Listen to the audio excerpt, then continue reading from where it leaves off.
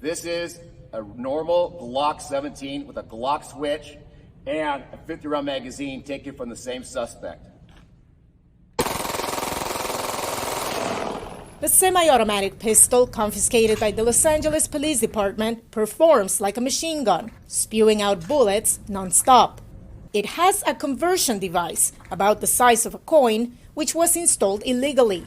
Possession of these so-called switches can land someone in jail for a decade.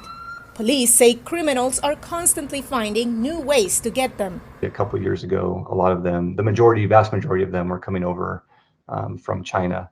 And now I've seen during this year, I saw at least 2 handguns recovered in high crime areas that were 3D printed. A lot of these Glock switches are being bought also online. We don't know how many there are.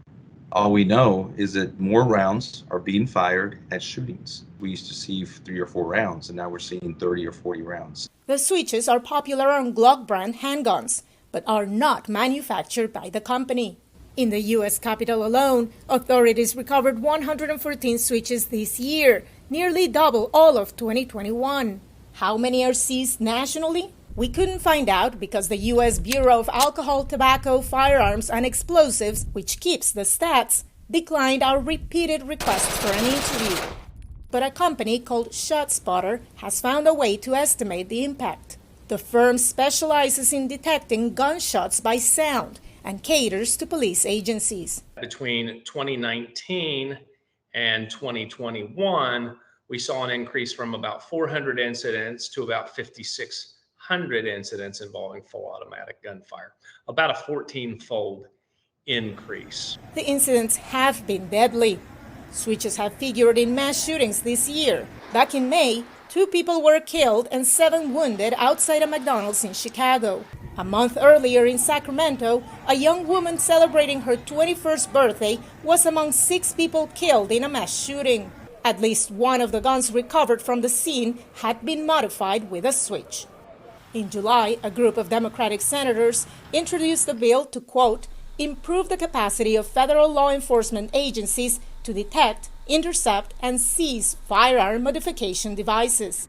But Luis Valdez, a spokesman for Gun Owners of America, says criminals will keep finding ways to break gun laws, no matter how strict, until they are held accountable. You have to have strict enforcement. Some of the most violent, hardened criminals get slaps on the wrist and they're out in a very short period of time. Prosecutors in Pennsylvania have turned to regional cooperation as a solution.